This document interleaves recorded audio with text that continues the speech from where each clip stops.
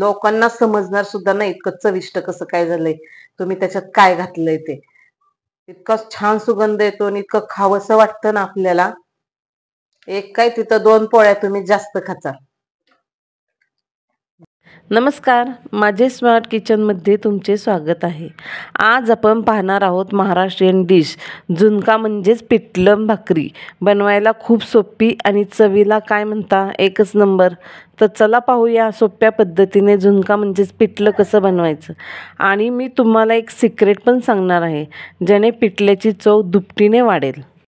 पिठलं बनवण्यासाठी आपल्याला वाटण्याला काय काय लागतं ते बघा. मी इथं हिरवी मिरची घेतल्यात 4-5, लसूण पाकळ्या घेतल्यात, थोडं मीठ घेतलंय, जिरे घेतलेत आणि थोडी कोथिंबीर. वाटण मिक्सर मध्ये नाही बनवायचंय, खलबत्त्यातच बनवायचंय. कारण मिक्सर मध्ये एकदम बारीक होतं, आपल्याला थोडं दरदर ठेवायचंय. थोडी कोथिंबीर घेते. तर मी हे वाटण आहे ना थोडं जाडसर टिचून घेते आता. तर बघा इथं कसं मी थोडं जाडसर वाटण घेतलंय वाटून. मी आता बेसन पीठ घेते आपल्या पिठल्यासाठी.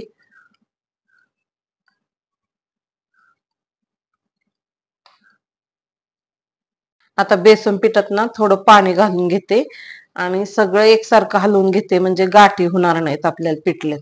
मध्ये मध्ये ना खूप अशा गाठी होत्यात, ते नाही व्यवस्थित वाटत.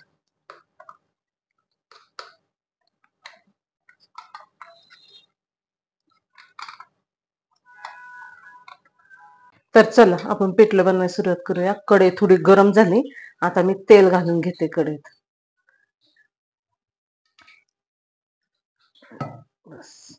आपलं तेल आता गरम झालंय, मी आता मोहरी घेते टाकून. मोहरी तडतडली ना मगच जिरे टाकायचे.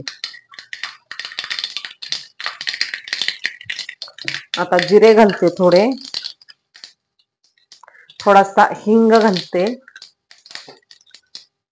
कढीपत्ता,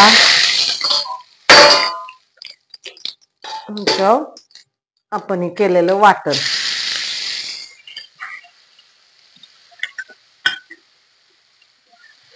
ते थोडं हलवते आता चांगलं.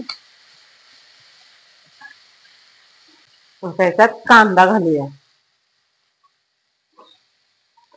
म्हणजे कांद्याबरोबर पण अजून मिरची चांगली परतून निघते.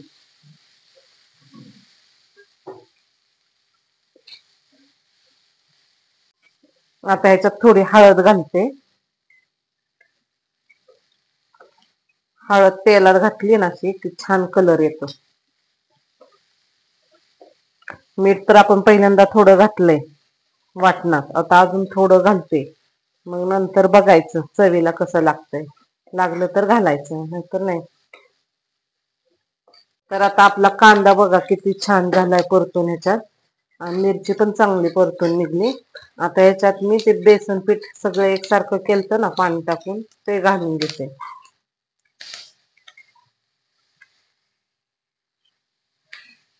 अजून थोडं पाणी घालावं लागणार आहे आपल्याला ह्याच्यात.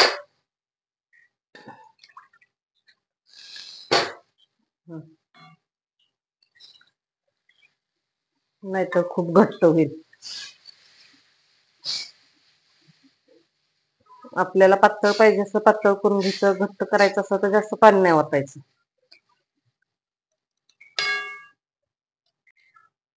तर बघा एवढं पाणी घातलेलं आहे मी, लागलं तर तुम्हाला अजून घाला तुम्ही.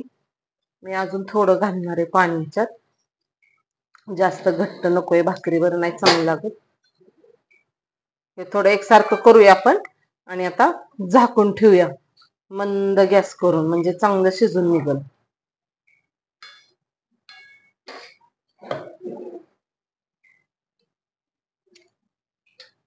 आता आपले पिठले बघा छान शिजत आलेले आहे.